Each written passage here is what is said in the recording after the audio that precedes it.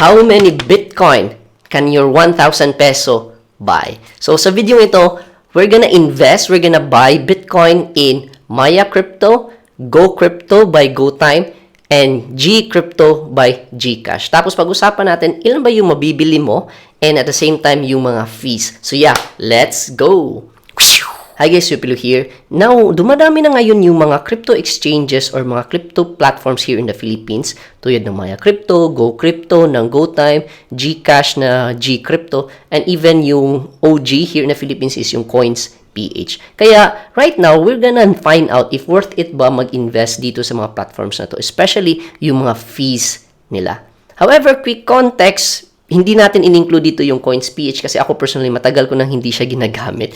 So I remember back then, nung dumating kasi yung mga ibang platforms tulad ng Gcash na G-Crypto, meron kasi siyang other purpose. Let's say for Gcash, merong, ayun, like Gcash, yung Maya, di ba? So ginagamit ko siya.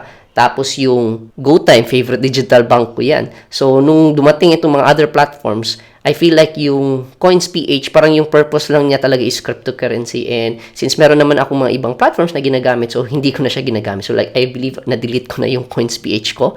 And at the same time, what turned me off like years ago, yung Coins.ph, every time magsisend ka, or even I believe magre-receive ka ng crypto, kailangan mo ilagay yung name. Okay? Kung sino ba yung pinapadalhan mo.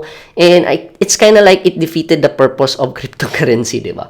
Kaya, for the sake of this video, hindi muna natin siya include. But if you're interested, let me know in the comment section down below. Pwedeng gumawa tayo ng another experiment, include natin yung Coins.ph.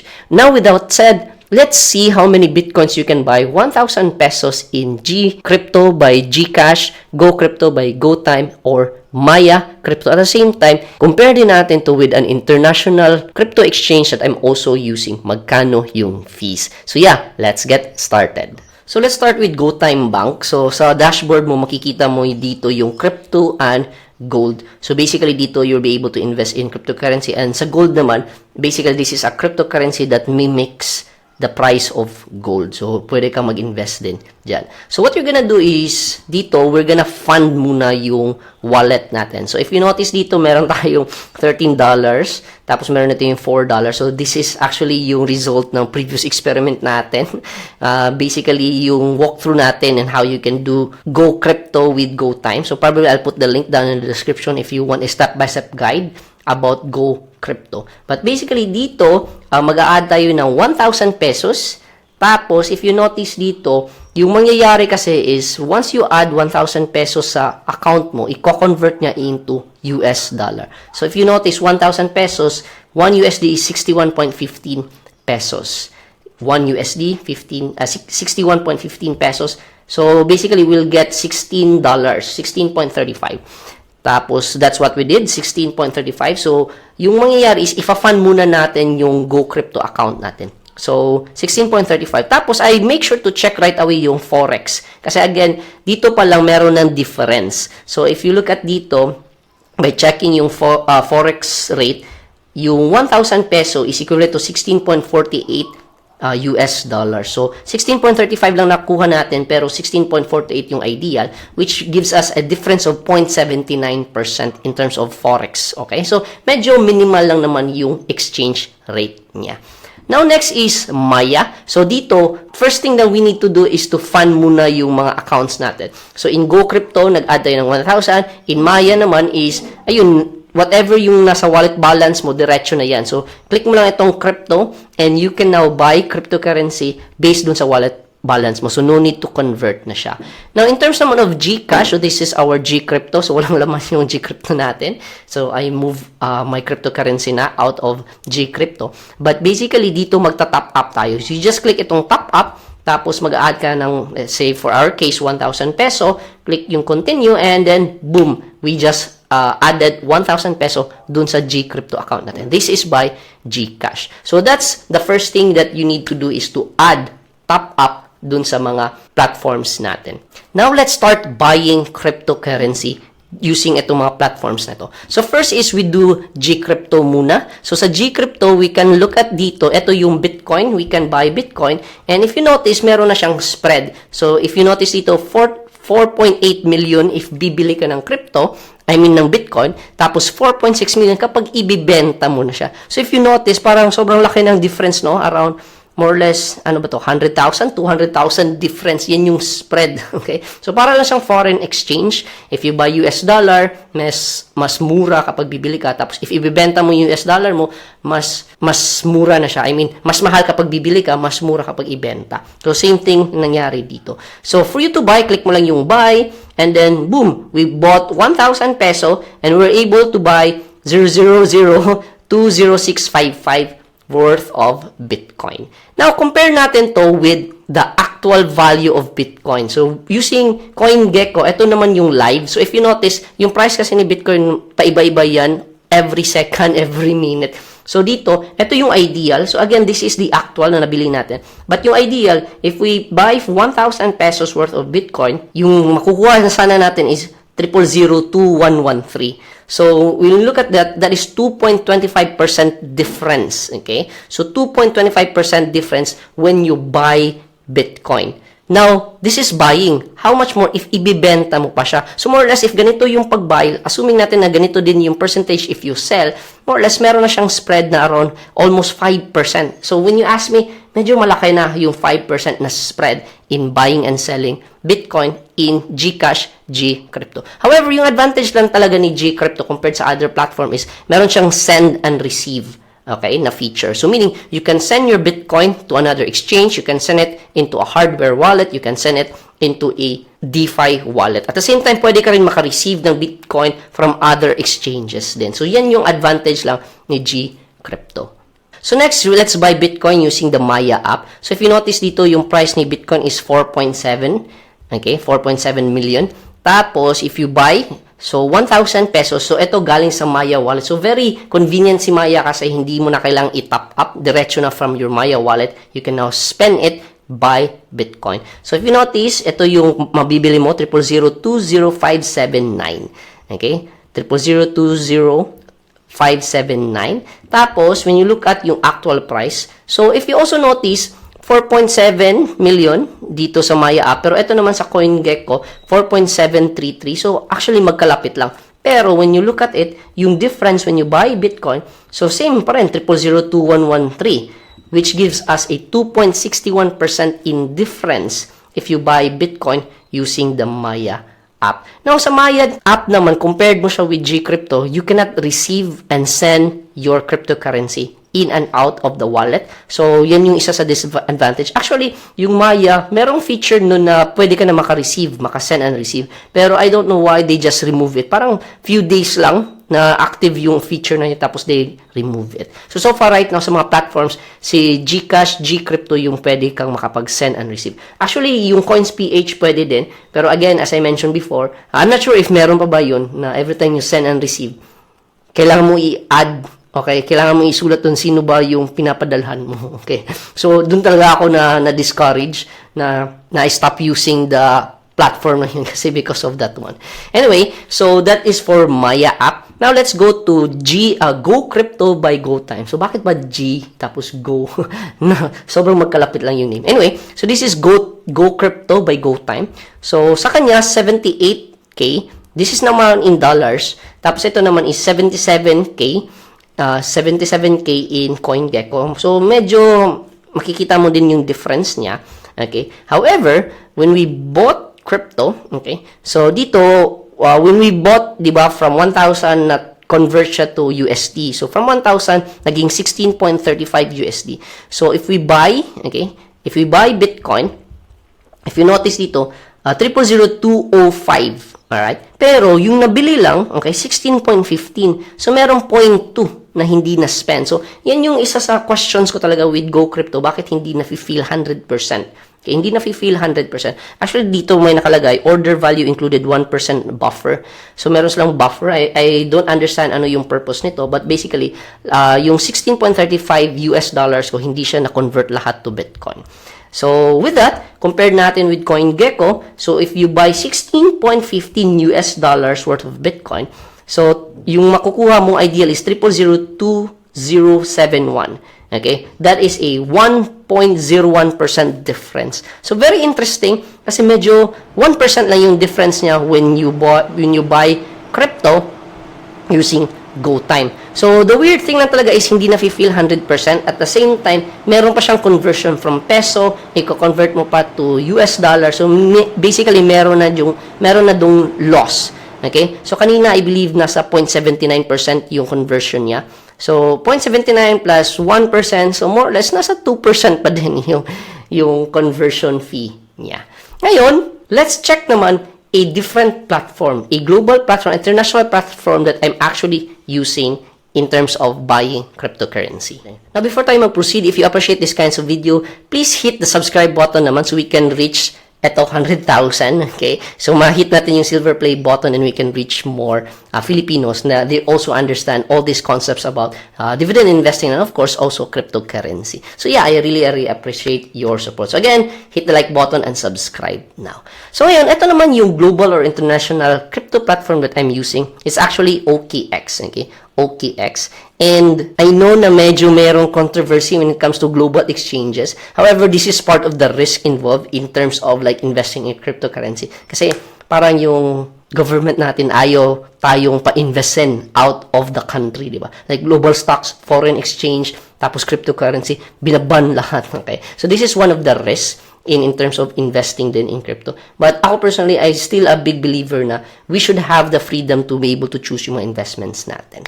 But yeah, that's a topic for another video. Anyway, this is the exchange that I'm using. And if you're also interested to open an account using OKX, you can check the link down in the description. If you use my link, meron ka din rebates sa mga trades mo. 10% rebates sa mga trades mo if you use my link. So ngayon, for you to be able to fund your account dito sa OKX, pwede ka actually deposit crypto, meaning you can transfer your cryptocurrency papunta dito, or you can do P2P trading. So, P2P meaning nito is you can trade with other users. So, P2P, peer-to-peer or person-to-person, okay? Peer-to-peer trading. So, you can directly transfer, okay, funds from another person. Tapos, si OKX lang is the in-between. So, parang the middleman. Okay? So, dito, what I did dito is I did a P2P trading. Tapos, first is I wanted to buy sana Bitcoin diretso. However, when I look at it, sobrang mahal. Okay? Sobrang mahal yung prices that's available in the market, in the P2P trading market. And if you notice, 5.3, 5.8, okay? Tapos, yung actual value ni Bitcoin is 4.7 million lang. Okay? Tapos, if diretso ako from my PHP to Bitcoin, yung makukuha ko lang is 00017. So, mas mahal pa siya. Okay? Mas mahal pa siya. So, what I did is, instead of buying directly Bitcoin, bumili muna ako ng stable coin na USDT. So, this is basically US dollar, okay, in cryptocurrency format. So, mga safe na US dollar crypto format is USDT and USDC. Okay? So, yan yung mga safe na US dollar cryptocurrency. Kasi this is backed by dollars talaga. Okay? And dito, if you notice, ito yung mga nagbibenta. Okay? So, these are the people, so P2P, person-to-person, peer-to-peer, na you can trade with. So, meron nagbibenta na 61.21, 61.08, and different din yung mga payment option. Like ito, may bank transfer, Coins PH, meron din bank transfer, may BPI din. So, meron mga iba't ibang mga nagbibenta ng cryptocurrency that you can interact with. Now, if I do this, okay, yung 1,000 peso ko, at the current rate inside their market, I'll receive 16.36. So, meaning 1 US dollar is 61.1 PHP. Yan yung current rate nila. Okay? So, that's what I did. So, choose payment option. And if you see dito, sobrang daming options like PayMaya, PNB, Cash Deposit, Shopee, GoTime, CIMB, and so on and so forth. So, I use GoTime. Okay? Tapos, ayun, nag-message. This is the merchant that I was able to interact with. So, sabi niya, hello po, and then whatsoever, you buy or you pay dito. Okay? So, I transferred using my GoTime. So, yun. I went to my GoTime. I sent to his account. Okay? Pero, again, in terms of P2P, make sure lang talaga na you follow yung instructions inside. Okay? So, in fact, dito, what I did is, dito ako nag-scan. Okay? He sent a QR code inside the group chat. Okay? Or dun sa chat. Tapos, dun ako nag-scan. But basically, if you continue pala, okay? If you continue yung yung transaction, if you click itong pay now, mapupunta ka dito mo makikita lahat ng details niya, which tama naman, based dun sa sinend niya dito, pero what if yung sinend niya dito is iba, diba? So, yun, be very careful lang din, kasi again, you're dealing with person to, okay? And then, good thing, same lang yung binigay niya dito, and click mo lang tong I have paid, and i-upload mo yung screenshot ng payment mo. So, I have paid, upload the screenshot, and after that one, in just a few seconds, na-release naman. However, if you notice, 16.3 lang yung na-receive ko na US dollar. So, which sabi dito, at 61.1, so 16.36 sana yung ma-receive ko, pero yung na-receive ko lang is 16.3, which gives us around a difference of 0.37%. So, medyo may konting friction lang, 0.37%. Now, meron akong US dollar. The next is, I'm gonna convert this now to Bitcoin, okay? So, from my 16.3 US dollar, so pwede kang mag-convert. So, actually, ginamit ko dito is convert. Pwede ka rin dito actually sa spot. So, I'm not sure baka mas mura if sa spot ka. But what I did, for convenience purposes, convert ko na lang siya kaagad. So, from convert, 16.3, okay? So, ito yung marireceive ko, 000208888, okay? So, I was able to convert my 16.3 US dollar to 000208888 na Bitcoin. Now, comparing this with CoinGecko, yung actual value ni Bitcoin, I should be receiving sana 0.002094 Bitcoin, which gives me a difference of 0.25%. Okay? 0.25%. So, just imagine how small yung difference niya. Sobrang laki ng difference niya compared with other platforms. So, right now, let me summarize in terms of fees, comparing lahat ng mga exchanges locally and itong global platform na OKX. So, ngayon, let's summarize, okay, in terms of like fees, in terms of like magkano ba yung mabibili mong Bitcoin sa mga different platforms natin from GoTime, GoCrypto, GCash, GCrypto, Maya Crypto, OKX P2P, and I actually tried also OKX and GCash. Meaning, I bought yung USDT, USDT ba yun, or USDC in GCash, okay? Tapos from my GCash, I transfer it to my OKX. Alright, so ito naman para sa mga tao na ayaw yung P2P, kasi again, sa P2P, you're dealing with person to person. So, dito naman is I just buy it in GCash and I transferred it to OKX. So, ngayon, magkano ba in terms of fees? Magkano ba yung mga nabili mo? And yung summary sa mga platforms na to. So, let's go check that out. So, first is, ito naman is yung USD conversion. So, if you notice sa GoTime, ito yung conversion. GoTime, GoCrypto at 61.15. At that time, I was able to buy 16.35. So, ito yung ideal sana. Okay, na mabili mo based on the foreign exchange market. So, meron namang 0.79% in difference. Sa GCash, walang conversion kasi from peso, you can buy diretso na kaagad. Also, same thing with Maya, from peso, you can buy Bitcoin kaagad. Now, for OKX P2P, so ito yung current price of dollar at the time, 16.1. Tapos, yung nabili ko is 16.30. Yung ideal sana is 16.36. So, meron 0.37% na difference. Now, I tried GCash. Bumili ako ng USD in GCash. So, at that time of doing this, yung price ni USD 1 US dollar is 61.56 peso. So, was able to buy 16.24 USD. Yung ideal is 16.44. Meron siyang 1.19, okay, percent in difference. So, medyo mahal yung conversion from peso to USD, okay, using yung GCash. Now, after that one, ito naman yung actual Bitcoin na nabili ko. So, actual Bitcoin versus ideal Bitcoin. This is based on the market talaga, yung spot market, basing on the price ng CoinGecko. So, if you notice dito, ito yung nabili ko with GoCrypto, and then GCrypto, Maya, and so on and so forth, yung difference. Okay? Ito very interesting. For GoCrypto, using GoTime, 1.01%. So, sobrang minimal lang din, 1%. Si GCash naman, 2.25%. Okay? Pero yung pinakamahal is Maya at 2.61%. Now, in terms of OKX, sa P2P, 0.25%. And at the same time, sa OKX, GCash din, 0.26%. So, very minimal lang yung difference nila. Pero ito, this is based on buying the actual and buying the ideal din. However, we wanna know yung actual amount talaga. Magkano na lang yung value ng pera natin. So, dito, base ito in Bitcoin price. Okay? Bitcoin price of 4.6 million as of April 18. Okay? So, 1,000 pesos natin, ito na lang yung actual amount na natira. Okay? Because of all the fees and whatnot. So, sa Go Crypto, GoTime, Go Crypto, ito yung price, yung actual amount, 959 peso, which is a difference of 4%. Okay? So, yung 1,000 pesos ko, nawala ng 4%. Okay? Based on the fees and whatnot. And then, ito naman for G-Crypto sa GCash, 3.35%. So, from 1,966 na lang.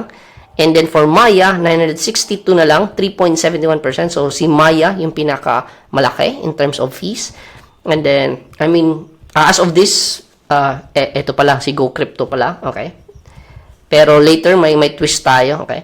And then, OKX naman is 977. So, 2%, 2.26% yung nawala, okay? Na from the conversion, from the dollar conversion, from also the difference.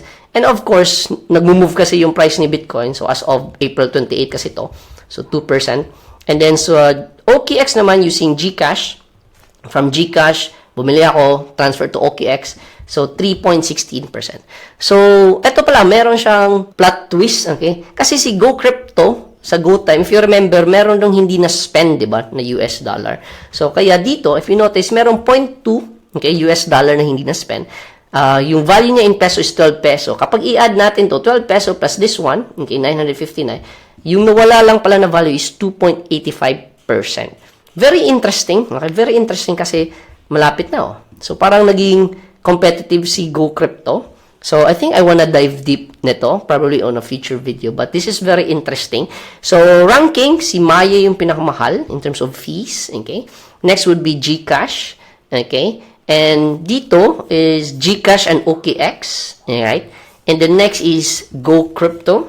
And lastly, OKX P2P. So, in terms of like fees, in terms of mga value na nawala, in terms of how much can you really maximize, okay, buying Bitcoin or cryptocurrency, yan yung ranking natin with using these different platforms. So, sa tingin mo, worth it ba mag-invest dito sa mga local exchanges natin or mga crypto platforms, especially when it comes to fees? Or would you rather risk or explore mga international crypto exchanges? Let me know in the comment section down below. Now, if you're wondering, paano ka ba kikita ng dividend-like income in cryptocurrency? Well, I actually have the perfect video for that. You can check out this next video kung saan I share dito how you can earn dividend income or actually parang nagdi-dividend investing ka through cryptocurrency. So yeah, go ahead and check out this next video and I'll see you there.